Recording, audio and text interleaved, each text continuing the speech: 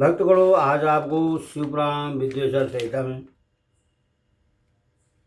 शिवलिंग की स्थापना, उसके लक्षण और पूजन की विधि का वर्णन तथा शिवपद की प्राप्ति कराने वाले सत्कर्मों का विवेचन का शेष कथा कहूँगा। आप इसको ध्यानपूर्वक सुने और इस चैनल को लाइक करिए, सब्सक्राइब जरूर सुनिए। द्विजों के लिए नमः शिवाय के उच्चारण का विधान है। द्विजेतरों के लिए अंत में नमो पद के प्रयोग की विधि है, अर्थात वे शिवाय नमः इस मंत्र का उच्चारण करें। स्त्री के लिए भी कहीं कहीं विधिपूर्वक नमोन्त उच्चारण का ही विधान है, अर्थात वे भी शिवाय नमः का ही जप करें। कोई ऋषि ब्राह्मण की स्त्रियों के लिए नमः पूर्वक शिवाय के जप की अनुमति देते हैं, अर्थात वे नमः शिवाय का जप करें। पंचाक्षर मंत्र का 5 करोड़ जप करके मनुष्य भगवान सदाशिव के समान हो जाता है। 1, 2, 3 अथवा 4 करोड़ का जप करने से कर्मश ब्रह्मा विष्णु रुद्र तथा महेश्वर का पद प्राप्त होता है, अथवा मंत्र में जितने अक्षर हैं उनका पृथक एक लाख जप करें, अथवा समस्त अक्षरों का एक साथ ही जितने अक्षर हो उतने लाख जप करें। इस तरह के जप को शिवपद की प्राप्ति कराने वाला समझना चाहिए।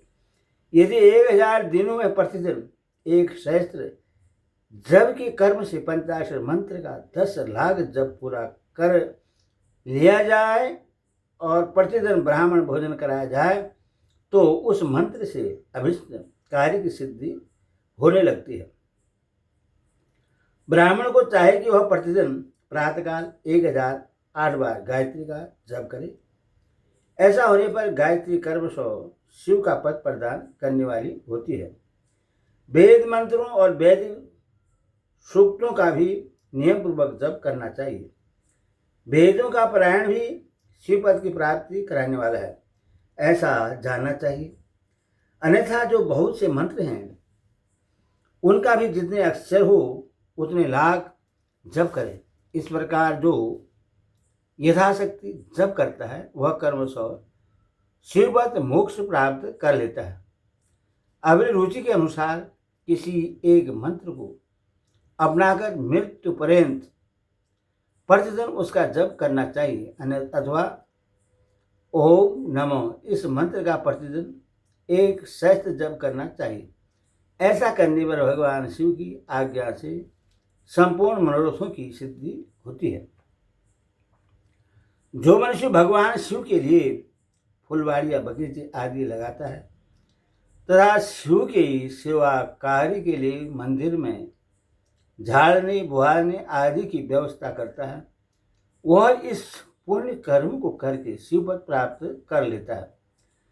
भगवान शिव के जो काशी आदि क्षेत्र हैं उनमें भक्तिपूर्वक नित्य निवास करें।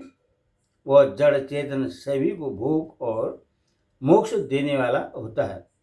अथवा विद्वान पुरुष को भगवान शिव के क्षेत्र में आमरण निवास करना चाहिए।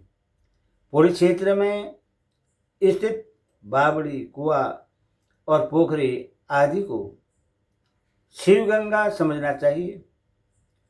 भगवान शिव का ऐसा ही वचन है, वहाँ स्नान दान और जप करके मनुष्य भगवान शिव को प्राप्त कर लेता है, अथवा मृत्यु पर्यंत शिव के क्षेत्र का आश्रय लेकर रहना चाहिए।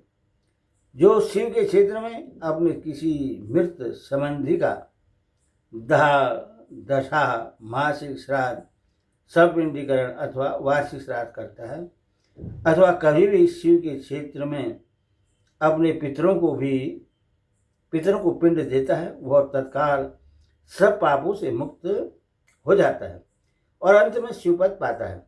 अथवा शिव के क्षेत्र में 7, 5, 3 या 1 ही रात निवास कर ले। ऐसा करने से कर्मशः शिवपद की प्राप्ति होती है। लोक में अपने अपने वर्ण के अनुरूप सदाचार का पालन करने से भी मनुष्य शिव पद को प्राप्त कर लेता है। वर्णानुकूल आचरण से तथा भक्ति भाव से वह अपने सत्कर्म का अतिशय फल पाता है।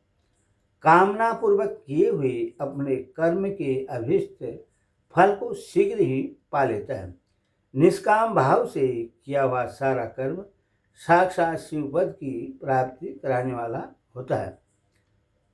दिन के 3 विभाग होते हैं, प्रातः, मध्याह्न और सायंकाल। इन तीनों में कर्मशः एक एक प्रकार के कर्म का संपादन किया जाता है। प्रातःकाल को शास्त्र विहित नित्य कर्म के अनुष्ठान का समय जानना चाहिए। मध्यकाल का सकाम कर्म के लिए उपयोगी है तथा सायंकाल शांति कर्म के उपयुक्त है, ऐसा जानना चाहिए। इसी प्रकार रात्रि में भी समय का विभाजन किया गया है। रात में 4 पहरों में से जो बीच के 2 पहर हैं उन्हें निश्चित काल कहा गया है। विशेषतः उसी काल में की हुई भगवान शिव की पूजा अभिष्ट फल को देने वाली होती है। ऐसा जानकर कर्म करने वाला मनुष्य यथोक्त फल का भागी होता है। विशेषतः कलयुग में कर्म से ही फल की सिद्धि होती है। अपने अपने अधिकार के अनुसार ऊपर कहे गए किसी भी कर्म के द्वारा शिवाराधन करने वाला पुरुष यदि सदाचारी है और पाप से डरता है तो वह उन कर्म का पूरा फल अवश्य प्राप्त कर लेता है। ऋषियों ने कहा, सूजी पुण्य क्षेत्र कौन कौन से हैं जिनका आश्रय लेकर सभी स्त्री पुरुष शिवपद प्राप्त कर लें, यह हमें संक्षेप से बताइए। ओम नमः शिवाय। ओम नमः शिवाय।